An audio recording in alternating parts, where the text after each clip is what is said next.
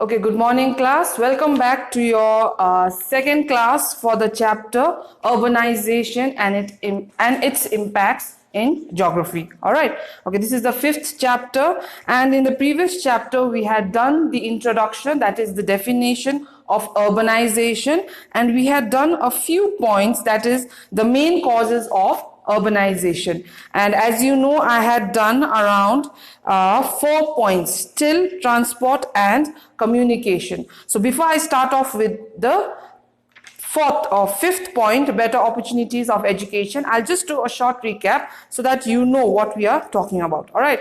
Now, in this chapter, we were talking about what is urbanization.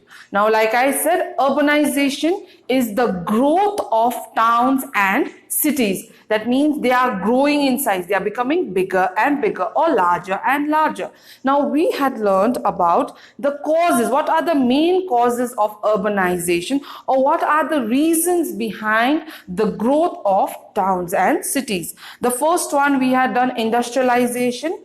Now, I'll just do the points that I had already done before. I'm just going to do in short. All right. Now, industrialization means when there are more number of industries being set up. All right. The number of industries are growing and growing. So because of this, towns and cities are growing. The second one is social factor. Now, because people want to bring about a change in the way of living, they want to increase the standard of living, increase or improve the standard of living. Now, this is a social factor. This is the reason, because they want to improve the standard of living, they move from the village areas to the towns and cities in search of jobs. Now, the third one is, it's a continuation of the second point, financial security. Because they want, now see, in India, I told you, in India, mostly people focus on agricultural activities. But now see, for agriculture, you require water. And in most part of India, we depend on the monsoon rains for water. All right. But I also told you that the monsoon rains do not come on time.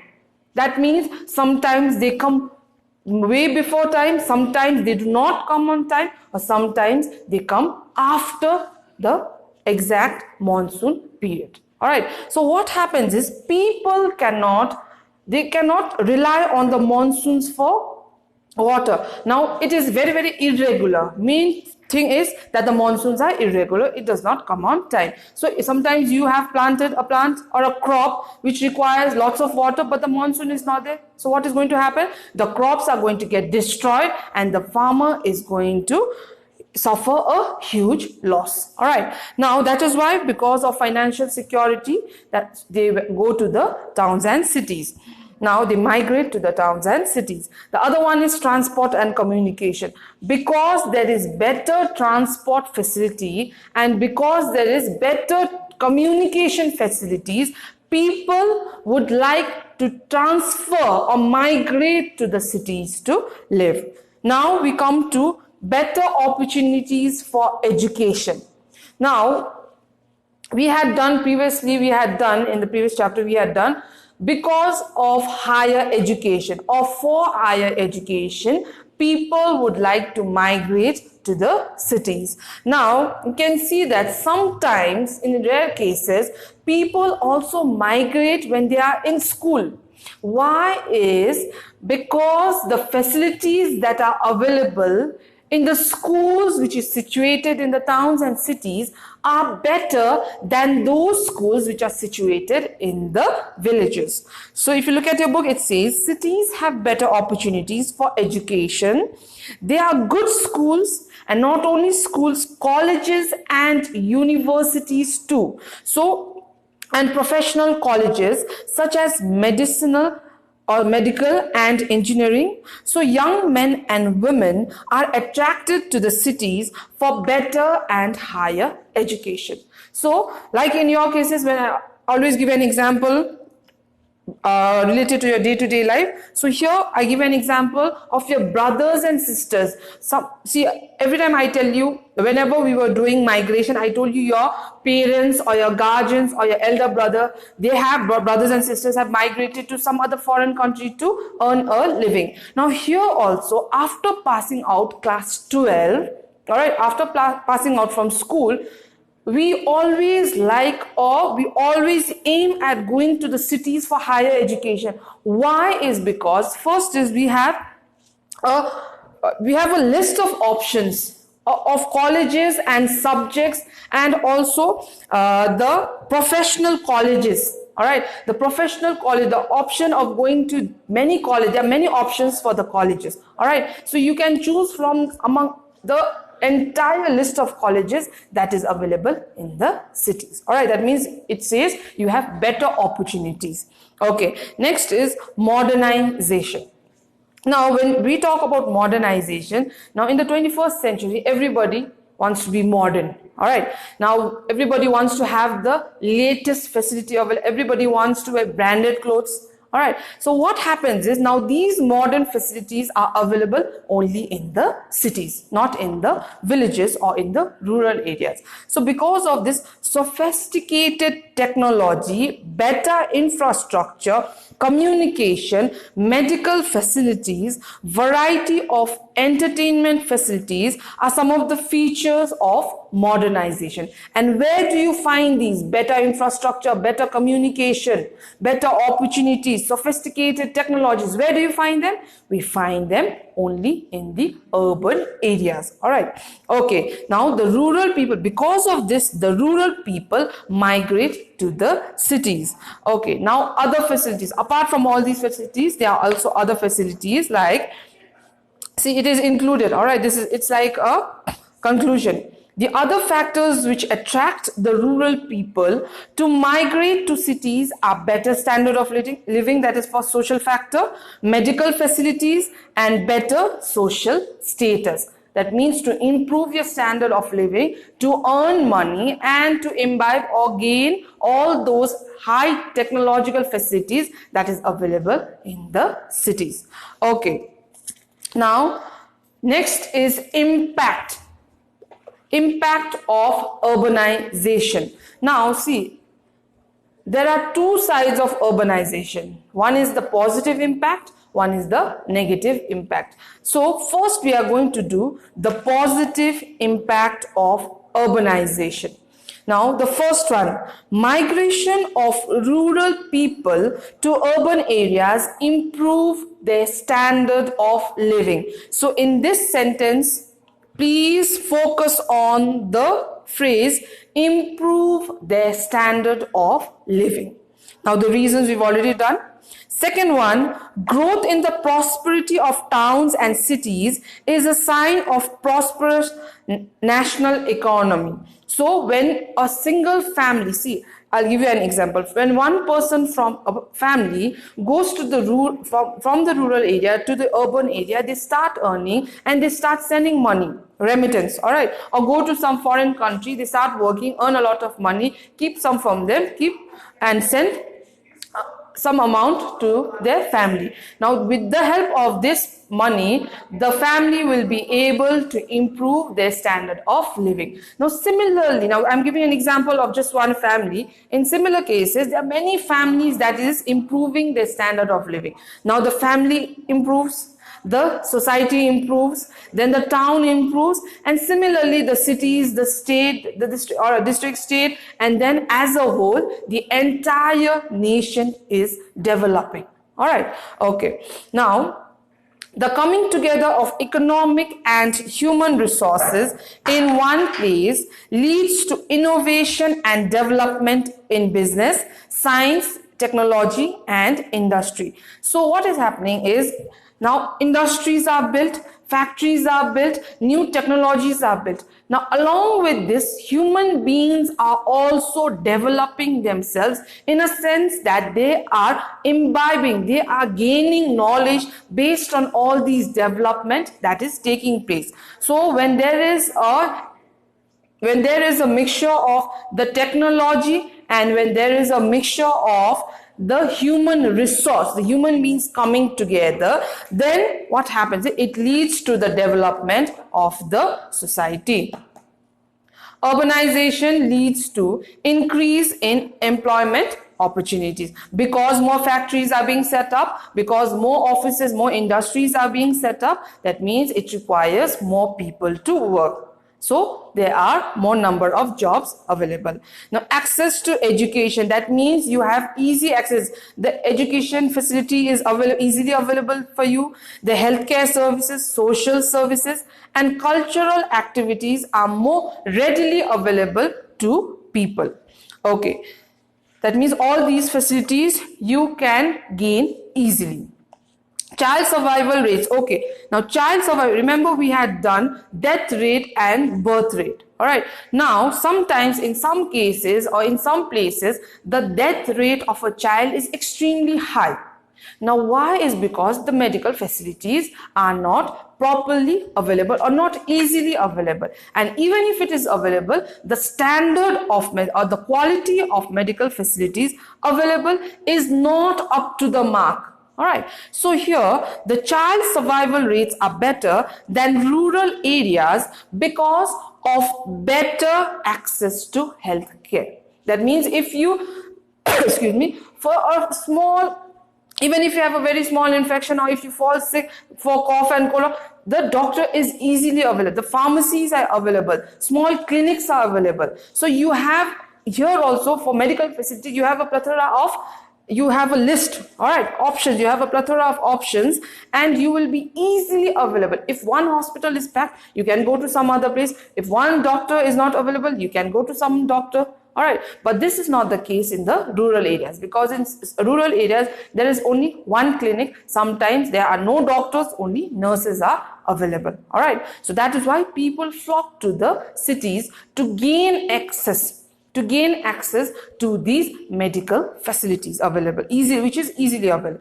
Now, school, colleges and universities are established in cities to develop human resources. Now, this is the reason. Now, you can see that more people are flocking to the urban areas. So, it is not only the factories which starts increasing in number, but there is a competition. All right, because there is a competition, there are more number of people, they have money because they have jobs. Now they want the best facility available. So what happens is the schools that are there, they improve their standard and new schools also start coming up with better facilities. So there is a competition and more number of schools are there and better facilities are also there. All right. Now, a variety of educational courses are available, offering students a wide choice for their future careers. So if you want to go into professional field like hotel management, tourism, then medical, if you want to go to the medical field or engineering. Now engineering also there are various branches, science there are various branches. Now management also there are various, business management, hotel management, there are many options, all right. But if you are in the rural areas, there may be just one government colleges and the options that are the subjects or the courses that are available may be few and you may not be interested in those courses available. So what do? You have no option but to go to the cities. All right. Now people of many religions and economic classes live and work together in cities, which creates better understanding and harmony and helps in removing social and cultural barriers. All right. Now, when we were doing the previous point, I told you that in the village areas, you get jobs based on your caste. But when you travel to the urban areas, this is not the case. So when you are working in an office or when you are working in an institution, there is a mixture, people from all religious background, from all castes, from all different classes, they come and work together. So when you are working together in a single organization where people from all fields, from all religions, from all communities come and work together, then you have a proper understanding. You start understanding their cultural habits, you start understanding their economic, the social activities, everything. And then you have a proper understanding. So when you have a proper understanding, what happens? You start living in harmony. You don't fight with each other because you start understanding. Okay.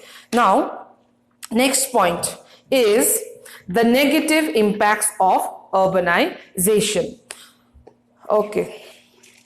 Now, the negative impacts is, what are the negative impacts or what are the negative results of urbanization?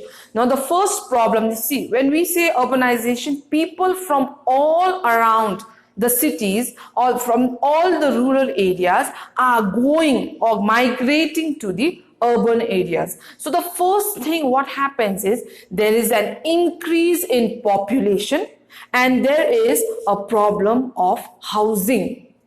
Now, increase in population, you understood, because there is the number of people increases living in the cities. But housing, why is there a problem in housing? Is because in the rural areas, those people who have migrated from the rural areas might have been living in their own homes, so they don't have to pay rent. All right, but when they come to the urban areas, they have to start paying rent. And you know that in the urban areas, because the facilities are better, but the prices are also high. You should always remember that just because facilities are better, people can't come directly. You have to remember that the prices are also high. So what do they do is, in order to be able to survive in the urban areas, these people start living in slums. That means a temporary system of housing where the electricity, sometimes electricity is not available, the airways is not available, the air system, that means there is no circulation of air, the drainage is not there, there is no sanitation facility, there is no proper drinking water. All right. So what happens is, because there is more number of people, the housing or the system of living also degrades. There is overcrowding. So increase in population is a major problem in the cities. This has given rise to problem of accommodation, that is living, overcrowding in localities, growth of slums, shortage of basic amenities such as shelter, water, electricity, disposal of garbage. Now this is one of the most important one. See, when people start increasing in number, then the number of waste products or the garbage also increases, because people start consuming more. So the disposal, there is a problem of disposal of garbage. That means when you are throwing your garbage, there is no proper sanitation facility. There is no proper way to dispose or throw your waste products. Excessive traffic, because obviously when there is more number of people, you require more number of vehicles. When there are more number of vehicles, there is more traffic and there is congestion on road, shortage of beds in hospitals. All right. Now, and overcrowding in schools. In developing countries, about 1/3 of urban inhabitants live in slums. All right. Now, slums is a picture is given here. This is an example of a slum. So you can see that it is a temporary house. There is no sanitation facility. You can see that the water is also extremely dirty. They don't have proper toilets. They don't have proper airing system. That means there are no windows available. And the entire house is made up of garbage or leftover things, like you can see sack. Then you can see some bamboos are there. All right. So this is an example of a slum. So slums are urban areas. So what is a slum? Excuse me. Slums are urban areas that are densely populated. That means the population is very high and have very poor housing. That means the houses that are built there is not of good quality and living conditions. So we are going to do till here today. So we've completed urbanization, definition, main causes, and the impact, the positive impacts of urbanization. In the next class, I'll start with the second point of negative impacts of urbanization.